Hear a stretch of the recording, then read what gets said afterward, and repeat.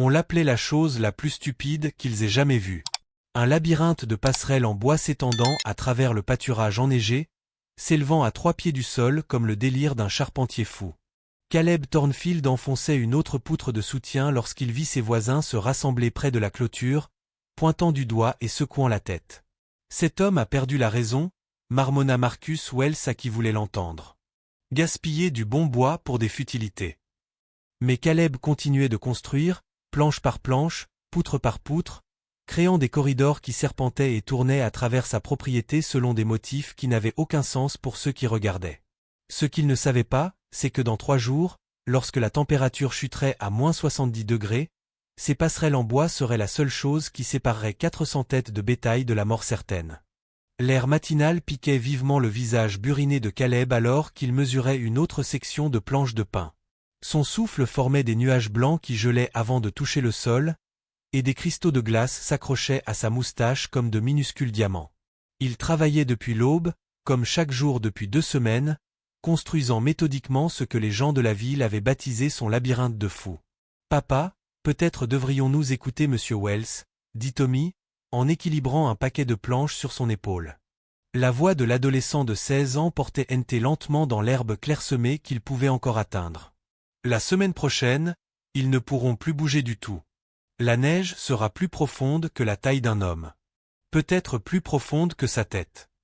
Marcus Wells s'approcha de la clôture. Son cheval reniflait de la vapeur dans l'air glacial. Thornfield, vous construisez des passerelles qui ne mènent nulle part. Ce bétail ne peut pas monter sur ces engins comme des animaux de cirque. D'autres éleveurs s'étaient rassemblés, formant une petite foule de sceptiques. Ils s'asseyaient sur leurs chevaux comme des juges, observant chaque mouvement de Caleb avec un amusement qui frisait la cruauté. Un doute qui coupait plus profondément que n'importe quel vent d'hiver. Tout ce bois nous a coûté presque tout ce que nous avions économisé. Caleb arrêta de marteler et étudia le visage de son fils. Le garçon avait été loyal, aidant sans se plaindre, mais Caleb pouvait voir l'incertitude grandir chaque jour. Chaque ricanement des voisins. Chaque commentaire murmuré sur le vieux Thornfield érodait la foi de Tommy dans le plan de son père. « Tu vois ce bétail là-bas, mon fils ?» Caleb fit un signe de tête vers le pâturage où leur troupeau broutait dans la vallée protégée. Des points noirs sur de la neige blanche, se déplaça. C'étaient des hommes pratiques qui avaient survécu à des hivers rigoureux, utilisant des méthodes que leur père et grand-père avaient respectées. Ils voyaient les passerelles surélevées de Caleb comme la folie désespérée d'un homme isolé trop longtemps. Ces passerelles mènent à des rampes, lança Caleb en retour, sa voix ferme malgré la moquerie. Des pentes douces que le bétail peut emprunter. Elles mènent directement à la grange où ils resteront au chaud et bien nourris. Chaud et bien nourris, répéta Wells d'un rire rauque. Pendant que le reste d'entre nous perd du bétail à cause de l'hiver naturel, vous jouez au charpentier. J'espère que votre labyrinthe de bois vous tiendra compagnie quand ce bétail gèlera de toute façon. Mais Caleb avait arrêté d'écouter. Son attention s'était tournée vers l'horizon ouest où des nuages sombres s'amoncelaient comme une armée en approche. Les signes météorologiques qu'il suivait depuis des semaines s'alignaient enfin. Demain, la pression barométrique commencerait sa chute fatale. Et alors tout le monde comprendrait pourquoi il avait construit son labyrinthe. Le vent a changé cet après-midi, apportant une odeur qui a fait se serrer l'estomac de Caleb avec urgence. Pas l'odeur fraîche de la neige, mais quelque chose d'autre. Quelque chose qui parlait de violence attendant juste au-delà des montagnes. Il avait appris à lire ces signes il y a 20 ans auprès d'un vieil habitant qui avait prédit la pire tempête de neige de l'histoire du territoire 3 jours avant qu'elle ne frappe. Maintenant, cette même connaissance hurlait des avertissements dans sa tête. Tommy martelait avec régularité à côté de lui, mais Caleb sentait la frustration croissante de son fils à chaque clou manqué. Le garçon ne comprenait pas que chaque planche, chaque connexion était une bouée de sauvetage dont ils avaient désespérément besoin. Comment pourrait-il expliquer que le labyrinthe n'était pas aléatoire, que chaque virage et chaque angle avaient été calculés pour canaliser le vent et créer des poches d'air plus chaud? Nous manquons de bois, annonça Tommy, en posant son marteau avec plus de force que nécessaire. Et Johnson, à la scierie, ne nous accordera plus de crédit. Il dit, tu lui dois déjà plus que la plupart des gens ne voient en 2 ans. Les mots frappèrent plus fort que le froid. Caleb avait hypothéqué presque tout ce qu'il possédait pour acheter les matériaux de ce projet, pariant leur avenir entier sur quelque chose en quoi personne d'autre ne croyait. Les bijoux de sa femme vendus, les bons chevaux échangés contre des planches de pain. Même les dollars d'argent qu'ils avaient économisés pour l'avenir de Tommy avaient servi à acheter des clous et de la corde, à travers le champ. Marcus Wells continua son commentaire pour quiconque pouvait entendre. Regardez-le maintenant, entraînant ce pauvre garçon dans sa folie. Thornfield va tout perdre et pourquoi? Un serpent de bois qui ne mène nulle part d'utile. Mais Wells ne voyait pas ce que Caleb voyait en regardant ces passerelles. Dans son esprit, il pouvait imaginer le bétail se déplaçant en file indienne à travers les corridors protégés, à l'abri des vents qui les tueraient en quelques minutes. Il pouvait les voir atteindre la sécurité de la grange pendant que d'autres troupeaux périraient en rase campagne. « Papa », la voix de Tommy était tombée à un murmure. « Et s'ils avaient raison? Et si nous jetions tout ce pour quoi maman a travaillé ?» La question frappa profondément car Caleb s'était posé la même chose chaque nuit pendant 2 semaines. Sarah avait économisé et mis de côté pendant des années pour constituer leur bas de laine, faisant de la couture et vendant des œufs au ranch voisin. Chaque dollar qu'il avait dépensé en bois était un morceau de son sacrifice. Et s'il avait tort, si le labyrinthe échouait, il aurait détruit tout ce qu'elle avait travaillé à construire. Ta mère comprenait la prise de risque calculée, dit finalement Caleb. Elle préférerait nous voir essayer quelque chose d'audacieux plutôt que de jouer la sécurité et de perdre de toute façon. Un craquement aigu résonna dans la vallée alors que le vent arrachait une branche du vieux chêne près de la maison. Le son fit lever la tête au père et au fils vers le ciel où les nuages s'étaient considérablement épaissis depuis le matin.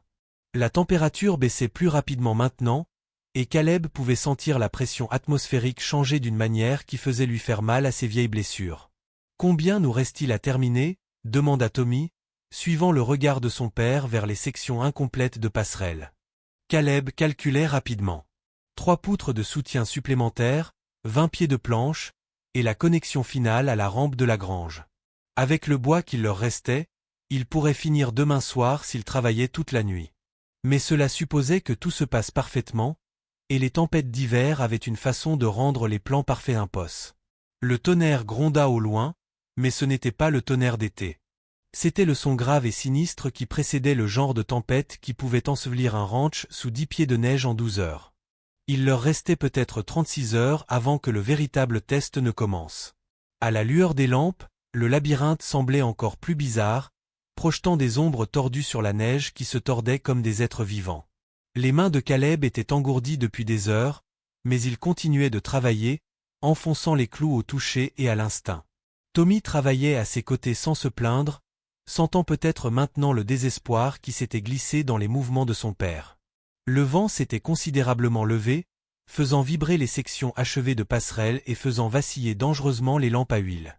Chaque rafale testait les joints et les connexions que Caleb avait passé des semaines à perfectionner, et il se surprenait à retenir son souffle à chaque fois que la structure se balançait. « Ça tient », dit Tommy, plus pour se rassurer lui-même que son père. Mais Caleb entendit l'incertitude en dessous.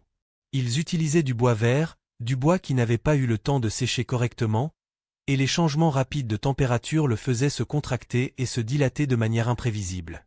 Un craquement aigu déchira l'air nocturne, et les 2 hommes se figèrent. Un des poteaux de soutien près de la section médiane s'était fendu sur sa longueur, envoyant une section de 20 pieds de passerelle s'affaisser vers le sol. Le chemin du bétail que Caleb avait si soigneusement calculé plongeait maintenant à un angle dangereux qui pouvait piéger ou blesser les animaux qu'il était censé sauver. « C'est ça », dit Tommy, l'épuisement rendant sa voix dure. « Nous n'avons plus assez de bon bois pour réparer ça et finir la connexion à la grange. Nous devons choisir. » Caleb fixa la section endommagée, son esprit courant à travers les options. Ils pourraient renforcer le poteau cassé avec le bois qu'ils avaient gardé pour la connexion finale, mais cela laisserait le labyrinthe incomplet, ne menant nulle part. Ou ils pourraient terminer la route vers la grange et espérer que la section endommagée tiendrait assez longtemps pour que le bétail traverse. De la maison. Une lueur chaleureuse invitait à travers les fenêtres couvertes de givre. Sarah aurait eu du café chaud près et des couvertures près du feu. Elle l'aurait exhorté à rentrer pour accepter que certaines batailles ne pouvaient pas être gagnées par la seule détermination. Mais Sarah n'était pas là pour exprimer ses préoccupations. Et Caleb savait qu'elle n'aurait pas voulu qu'il abandonne alors que tant était en jeu. « Va chercher la corde dans la grange », dit-il à Tommy. Nous allons renforcer ce poteau avec des contreventements et prier pour qu'il tienne. Papa, ce poteau est fendu de part en part. La corde ne. Il tiendra, le coupa Caleb. Il doit tenir. Mais alors que Tommy trudguait vers la grange, Caleb aperçut quelque chose qui lui glaça le sang. Marcus Wells se tenait à la limite de la propriété avec 3 autres hommes, tous tenant des lanternes et pointant du doigt le labyrinthe. Ils avaient observé le travail, attendant de voir si Caleb échouerait, attendant d'avoir raison. Lorsque Tommy revint avec la corde, les voisins s'étaient rapprochés, et Caleb pouvait entendre des bribes de leur conversation portées par le vent. Des mots comme « imbécile têtu », apportant la ruine à sa famille, et quelqu'un devrait l'arrêter avant qu'il ne tue aussi ce garçon. Les implications frappèrent Caleb comme un coup physique. Ils ne regardaient plus seulement. Ils envisageaient une intervention, convainquant peut-être Tommy que son père avait complètement perdu la raison et regardant la passerelle endommagée se balançant à la lueur des lampes, les connexions incomplètes et le bois douteux. Caleb ne pouvait pas entièrement les blâmer pour leur inquiétude. Mais ce qu'il ne voyait pas, c'était le mur de nuages qui s'accumulait au-delà des pics de l'ouest. Des nuages qui contenaient plus de neige que la vallée n'en avait vu de mémoire d'homme. Ce qu'il ne pouvait pas savoir, c'est que dans 18 heures, leur méthode traditionnelle de maintien du bétail en hiver deviendrait des sentences de mort. Le thermomètre dehors de la fenêtre de la cuisine indiquait -28 degrés lorsque Caleb se réveilla avant l'aube. Mais avec le vent hurlant, l'air semblait beaucoup plus froid. Il avait réussi à dormir 3 heures sur le sol près de la cheminée.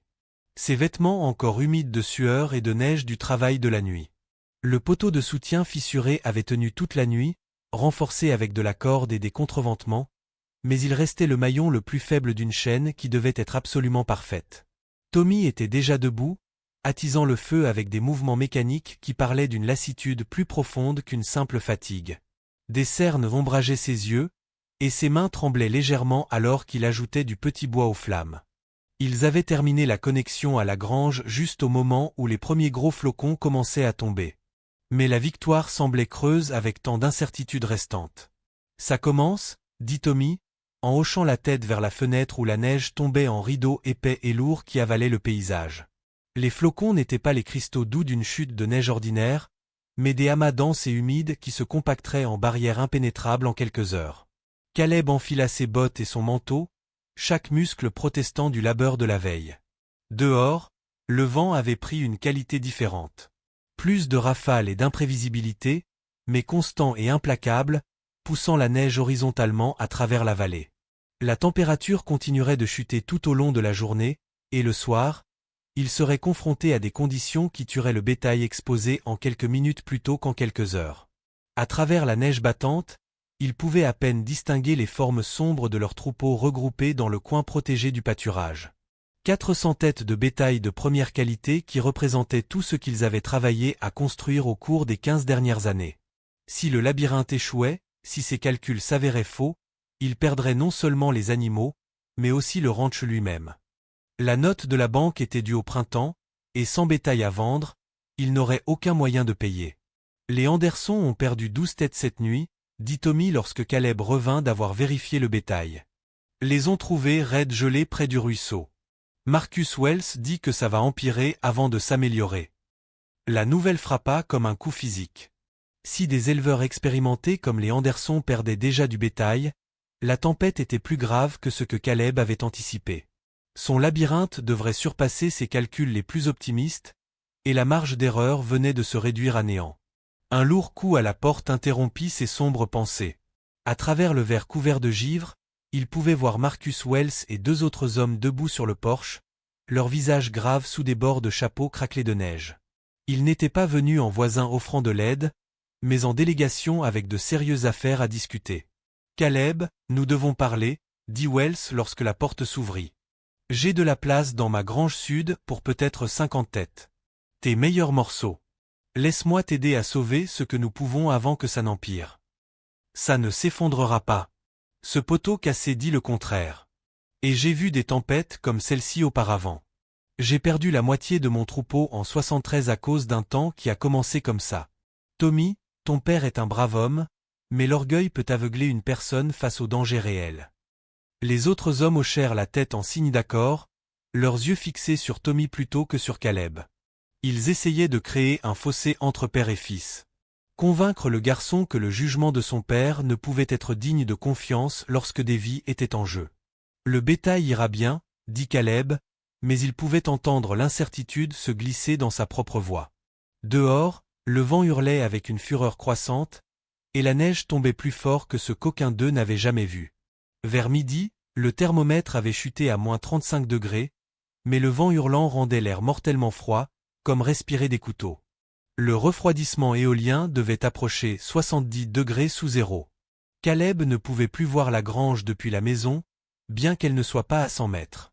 Le vent hurlait à travers la vallée avec une telle force qu'il secouait les fondations de la cabane et faisait vibrer chaque fenêtre dans son cadre.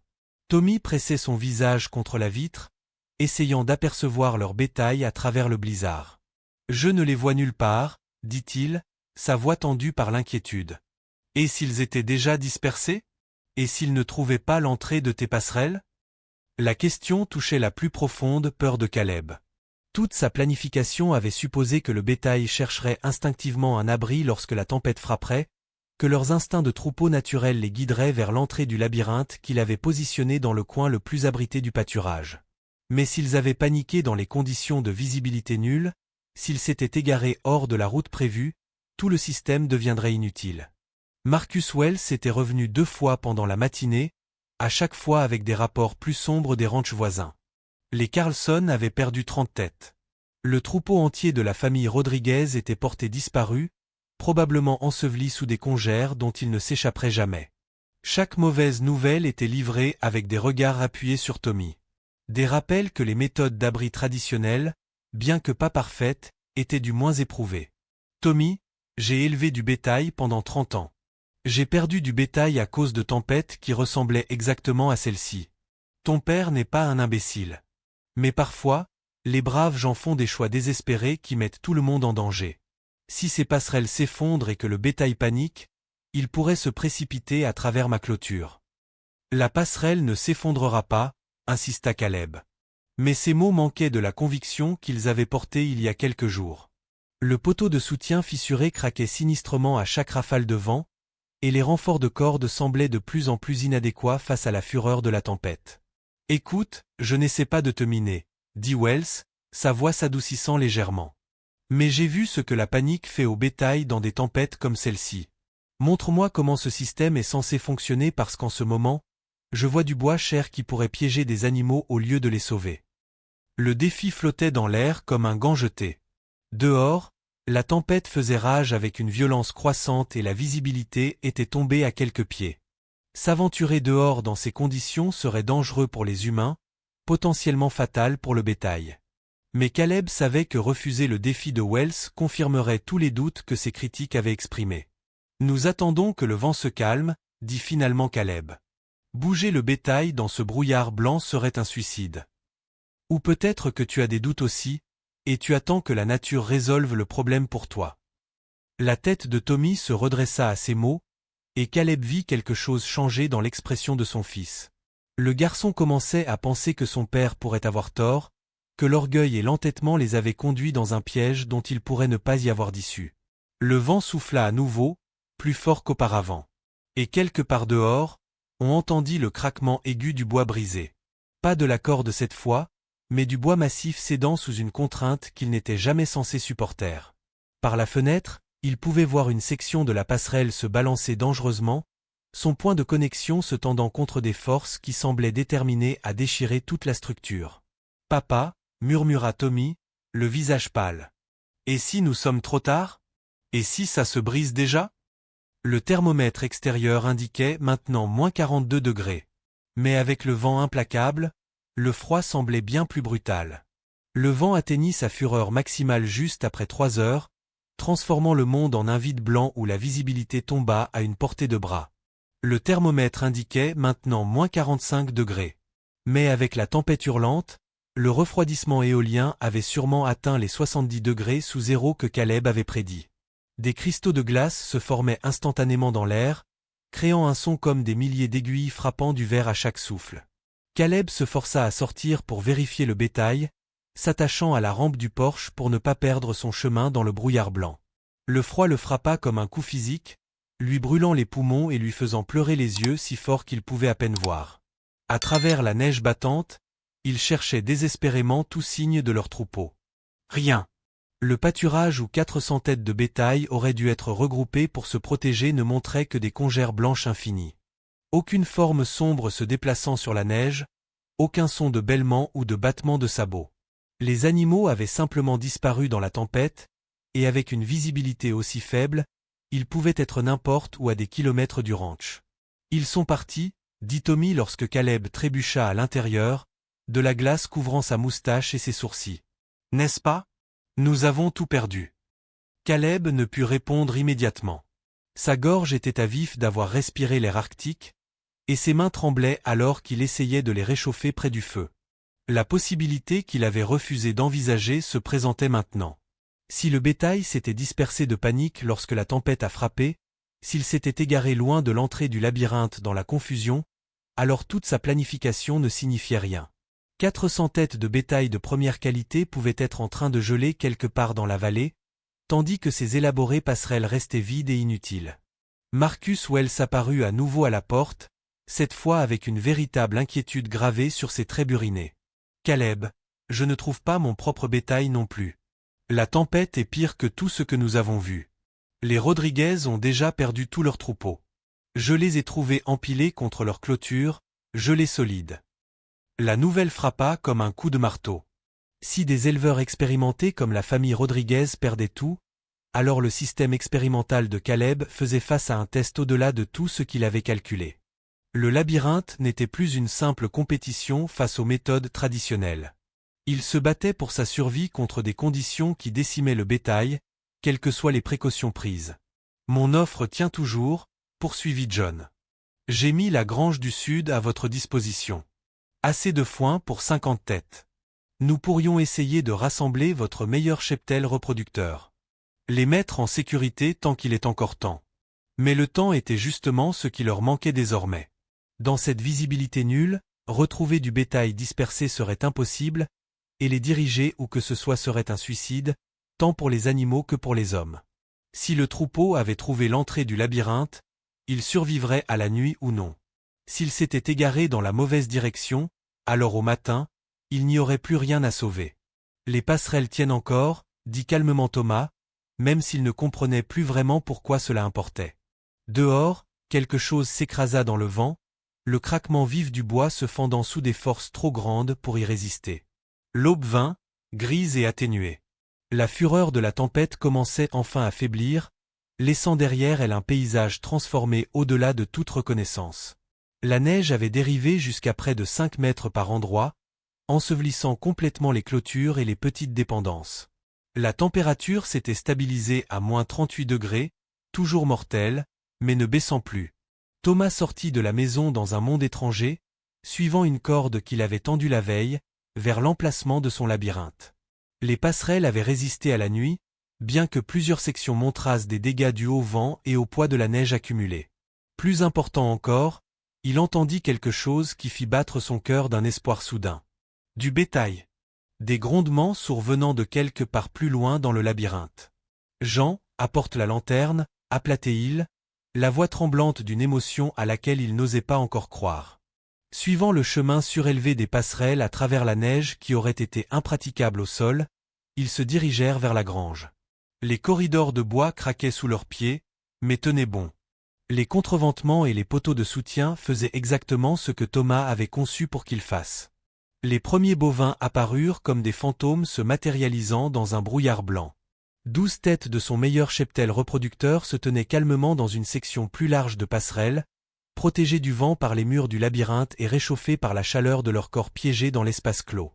Ils semblaient fatigués mais vivants, leurs poils givrés mais leurs yeux alertes. « Il y en a d'autres devant » murmura Jean, désignant des bruits venant de plus loin dans le labyrinthe. Tandis qu'ils suivaient la passerelle vers la grange, ils trouvèrent des groupes de bovins à intervalles réguliers, exactement comme Thomas l'espérait. Les animaux avaient instinctivement cherché la protection des corridors de bois lors de la tempête, et la conception du labyrinthe les avait guidés naturellement vers la sécurité. Mais tous n'avaient pas survécu. À un virage de la passerelle, ils trouvèrent la preuve de la pire peur de Thomas réalisée. De profondes entailles sur le plancher de bois montraient où des animaux paniqués avaient essayé de faire demi-tour dans l'espace étroit, et des taches sombres dans la neige en dessous suggéraient que certains bovins étaient tombés ou avaient été piétinés dans la confusion. « Combien penses-tu que nous avons sauvé » demanda Jean, la voix prudemment neutre. Thomas ne pouvait pas encore répondre. Il restait encore 3 sections à vérifier avant d'atteindre la grange principale, et chaque virage pouvait révéler soit plus de survivants, soit des preuves de pertes plus importantes. Le labyrinthe avait fonctionné mieux que quiconque n'avait osé l'espérer, mais il n'avait pas été parfait. Rien ne l'est jamais quand on lutte contre la puissance brute de la nature. Marcus Dubois apparut à l'entrée du labyrinthe, ayant suivi leurs traces dans la neige. Son expression avait complètement changé, passant du scepticisme à quelque chose qui approchait de la stupéfaction. « J'estime à environ 300 têtes dans ces passerelles, aplatait-il. Peut-être plus. Comment diable savait-il pour venir ici? Les bovins sont plus intelligents que la plupart des gens ne le pensent, répondit Thomas. Mais son attention était concentrée sur la grange devant lui.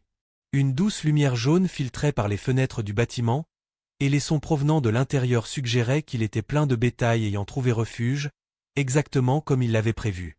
Le vrai test serait le décompte final. Mais pour la première fois depuis des jours, Thomas se permit de croire que son stupide labyrinthe de neige avait peut-être fonctionné. Le décompte final prit la majeure partie de la matinée. Mais lorsque Thomas et Jean eurent fini de parcourir toutes les sections du labyrinthe et de vérifier chaque recoin de la grange, les chiffres racontèrent une histoire qui laissa même Marcus Dubois sans voix. 378 têtes de bétail avaient survécu à la tempête. Sur les 400 animaux avec lesquels Thomas avait commencé, seulement 22 avaient été perdus, et la plupart d'entre eux étaient des animaux faibles ou malades qui n'auraient peut-être pas survécu à un hiver ordinaire. Impossible, répéta Dubois alors qu'il se tenait dans l'embrasure de la grange, regardant des dizaines de bovins alignés en file indienne dans les corridors de bois. La vapeur s'élevait de leur souffle chauhant. Colonne nette, tandis qu'à l'extérieur, le paysage dévasté ne montrait qu'un vide blanc là où d'autres ranchs avaient autrefois fait paître leurs troupeaux. Comment saviez-vous que ça allait marcher? Thomas passa sa main le long d'une des poutres de soutien du labyrinthe, sentant le bois solide qui avait résisté à des forces qui avaient détruit les abris conventionnels dans toute la vallée. Je ne savais pas. Je me suis juste souvenu de ce que le vieux Jacques Martin m'avait dit sur la façon de briser les courants de vent et de créer des poches de chaleur. Le labyrinthe ne fait pas que maintenir le bétail en mouvement vers l'abri. Il piège leur chaleur corporelle et divise le vent en courants plus petits qui ne peuvent pas emporter leur chaleur. Jean s'approcha, portant une tasse de café fumante. Son visage montrait un mélange d'épuisement et de respect nouveau. La moitié de la vallée veut savoir si vous les aiderez à reconstruire en utilisant votre conception. Les Rodriguez, les Henderson, à peu près tout le monde qui est resté. L'ironie n'échappa pas à Thomas. Les mêmes voisins qui avaient traité son projet de Paris fou demandaient maintenant à le copier. Mais il n'y avait aucune satisfaction dans leur désespoir. Seulement la connaissance sobre que des familles allaient reconstruire leurs troupeaux à partir de rien. Tandis que d'autres venaient demander de l'aide. Bien sûr que j'aiderai, dit Thomas. Mais la prochaine fois, peut-être que les gens écouteront avant que la tempête ne frappe au lieu d'après. Marcus Dubois tendit une main burinée vers Thomas, son expression montrant le genre d'humilité qui vient du fait d'avoir complètement tort sur quelque chose d'important. Je vous dois des excuses. Plus que cela, je vous remercie. Sans ce labyrinthe, nous serions tous confrontés à la ruine au printemps. Ils passèrent le reste de la journée à renforcer les sections de passerelles qui avaient subi des dommages pendant la tempête et à s'assurer que tout le bétail survivant avait suffisamment de nourriture et d'eau. Le labyrinthe avait fait son travail, mais son entretien pendant les mois restants de l'hiver nécessiterait une attention constante pour éviter l'accumulation de glace et les dommages structurels. Alors que le soleil se couchait sur la vallée enneigée, Thomas se tenait sur son porche, regardant les chemins de bois qui semblaient si stupides quelques jours auparavant. La vapeur s'élevait toujours des corridors où son bétail se déplaçait en sécurité dans son monde protégé. Tandis qu'au-delà du labyrinthe s'étendait le silence blanc d'un paysage dépouillé. Le stupide labyrinthe de neige avait prouvé quelque chose qu'aucune sagesse traditionnelle ne pouvait enseigner. Parfois, la survie dépendait de la volonté d'un homme de construire ce que personne d'autre ne comprenait.